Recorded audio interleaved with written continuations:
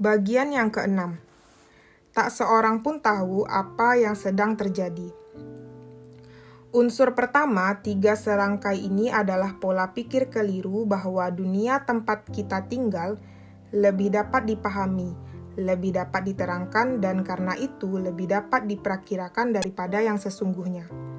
Dahulu saya berulang kali diberitahu oleh orang dewasa bahwa perang yang telah berlangsung hampir 17 tahun akan berakhir hanya dalam hitungan hari.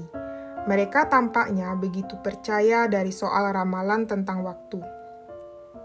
Sebagaimana terbukti dari jumlah orang yang duduk menunggu di kamar-kamar hotel dan tempat-tempat pengungsian lain di Siprus, Yunani, Prancis, dan lain-lain, mengenai kapan perang akan berakhir.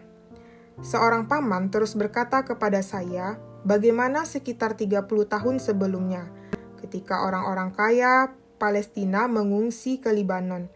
Mereka menganggap itu sebuah solusi yang sementara. Kebanyakan di antara mereka yang masih hidup masih tinggal di sana 6 dasawarsa kemudian. Namun ketika saya bertanya kepadanya, apakah itu akan sama dengan konflik kita? Ia menjawab, tidak. Tentu saja tidak.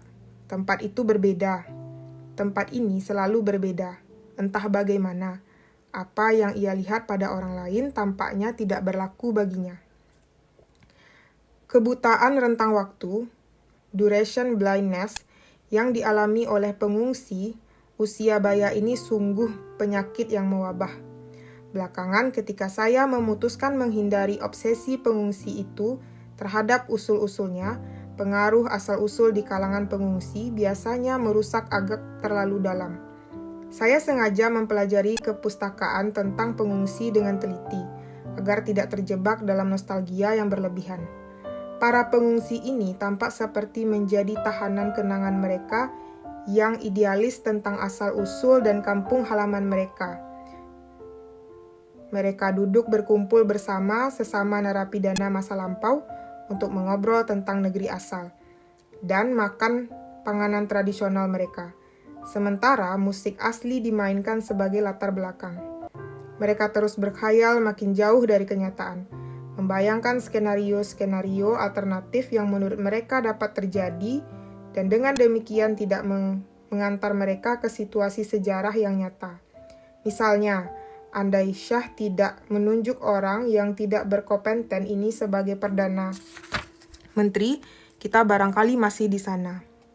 Mereka beranggapan seolah-olah peristiwa sejarah yang tidak terduga itu memiliki penyebab yang jelas, serta bahwa bencana yang telah terjadi seharusnya dapat dicegah dengan meniadakan penyebab yang jelas tersebut.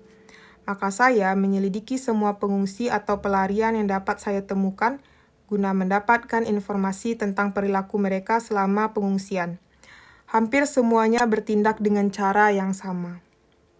Anda mungkin sering mendengar cerita tentang pengungsi Kuba dengan koper yang sebagian belum dibongkar, padahal mereka datang ke Miami pada tahun 1960-an.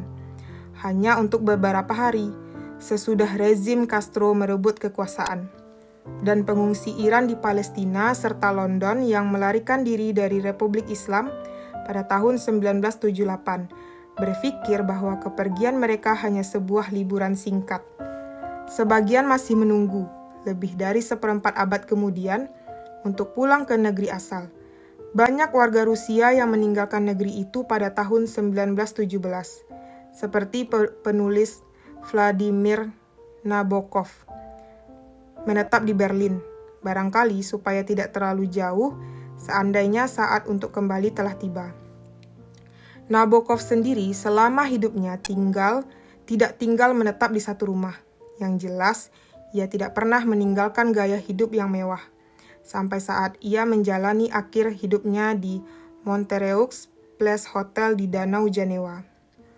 Sudah tentu kekeliruan dalam peramalan itu antara lain dipengaruhi oleh pikiran-pikiran khayal, harapan yang membabi buta, tetapi pengetahuan pun sangat berperan dalam hal itu. Dinamika konflik Libanon jelas sangat sulit diramalkan, tetapi pola pikir orang setelah menelaah kejadian-kejadian tersebut menunjukkan sebuah konstanta, Hampir semua orang yang peduli tampaknya yakin bahwa mereka paham tentang apa yang sedang terjadi.